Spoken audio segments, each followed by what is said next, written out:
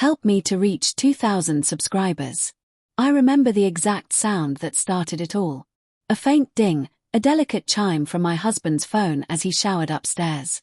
It wasn't unusual, but the message preview caught my eye. Happy anniversary, my favorite mentee. 19 years already, where did the time go? I froze. 19 years. Our anniversary. The one he'd forgotten last week. The name above the message read, Clara J., college mentor. I'd seen that name before, years ago, when Daniel mentioned she'd guided him through grad school. I even remembered sending her a Christmas card once. She'd sent one back, handwritten, elegant. But why would she send him an anniversary message? My hand trembled as I unlocked his phone. No passcode. He trusted me completely, or thought I trusted him enough not to look. There were years of messages. Some ordinary, career advice, occasional how's life exchanges. But as I scrolled, they deepened, dinner photos, weekend selfies, heart emojis hidden between mundane updates. She'd sent him a watch last year, engraved to time well spent. And then, one photo stopped my breath. Daniel at a lakeside cabin, shirt unbuttoned, laughing. Behind him, blurred but unmistakable, a woman's reflection caught in the window's glass, her. The same cabin where he'd gone for solitude during his writing retreats. I dropped the phone. That night, I watched him sleep. The man I'd loved for 19 years, who'd seen me through miscarriages, aging parents, the chaos of building a home together, looked peaceful, innocent even. His face still carried the same quiet confidence that first drew me to him. I wanted to shake him awake, scream, demand answers, but instead, I whispered into the dark, "Who are you, Daniel?" He stirred slightly, mumbled my name, pulled me closer. My stomach twisted. His warmth, once comforting, now felt like a lie seeping through my skin. The next morning, I played my role. Poured his coffee, buttered his toast, smiled when he said, "You've been quiet lately, everything okay?" I almost laughed.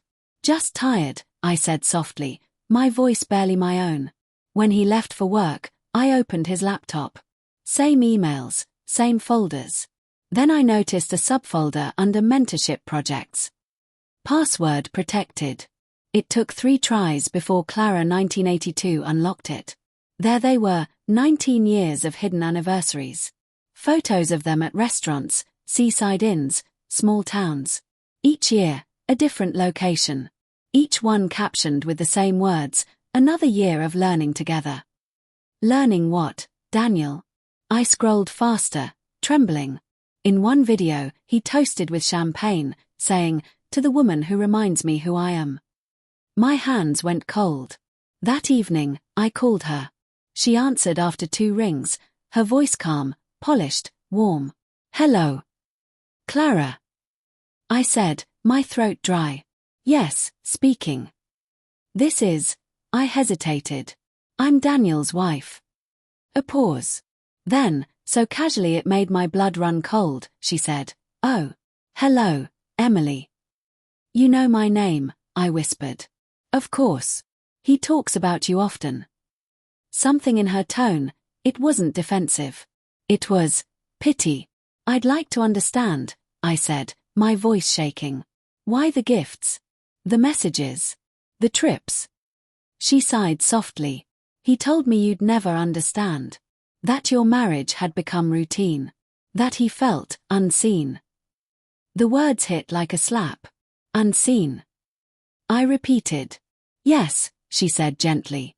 "He didn't mean to hurt you, Emily. But some connections last beyond paper and vows. We have something deeper.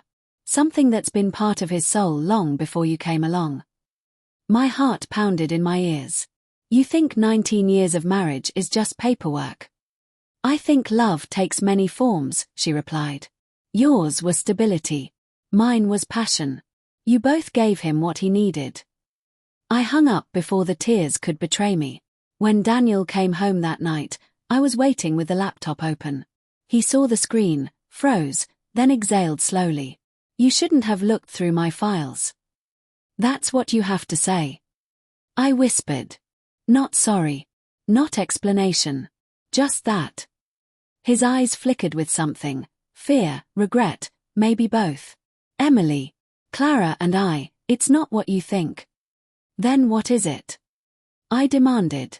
Because from where I stand, it looks like 2 decades of lies dressed up as mentorship. He ran a hand through his hair, pacing. She helped me when I was lost. You remember how hard grad school was for me. She believed in me when no one else did. So you repay her by sneaking away every year to relive your youth. It wasn't like that, he said. At first, it was about work. Then, it became complicated. She understood parts of me you never could. Don't you dare blame me for your affair, I hissed. I'm not, he said quietly. But you stopped seeing me too, Emily. We became partners in logistics, not lovers. Somewhere along the way, we stopped reaching for each other. His words cut deeper than I expected. Because some part of me knew he wasn't entirely wrong. We had drifted, between responsibilities, exhaustion, and unspoken resentment. But betrayal wasn't the cure. You could have talked to me, I said softly. I tried, he murmured. You were always busy, always planning, always fixing everything but us. I stared at him, my chest tightening. So you found someone else to fix you? He didn't answer. For weeks, we coexisted in silence. He moved into the guest room. The house became a museum of broken vows. Everywhere I looked, ghosts lingered, his laughter in the hallway, our wedding photo on the mantel, the scent of his cologne on the sheets. Part of me still loved him. That was the cruelest truth of all. I considered leaving. I even packed once, half-heartedly, folding clothes with trembling hands. But I couldn't make it to the door. Not yet. I needed closure. On our 20th anniversary, a package arrived. Same sender, Clara J. Inside was a silver frame. 2 photos. One of Daniel and Clara at the cabin. The other, our wedding day. Both dated, both smiling. A note beneath. 2 kinds of love. Both real. One must let go. I stared at it for a long time before calling Daniel into the room. He saw it, exhaled sharply, and whispered, "She shouldn't have done that." "She's right," I said quietly. "One must let go." He looked at me then, not as his wife, not as his victim, but as the woman who once believed in forever. "I'll move out tomorrow," he said. I nodded. "Good." When he left, I burned the note in the sink. Watched the flames curl the paper, the ashes scatter like memories too heavy to hold. For the first time in months, I breathed freely. He had his mentor. I had my peace. And sometimes, that's the cruelest kind of ending. Where love doesn't die, it simply stops belonging to you.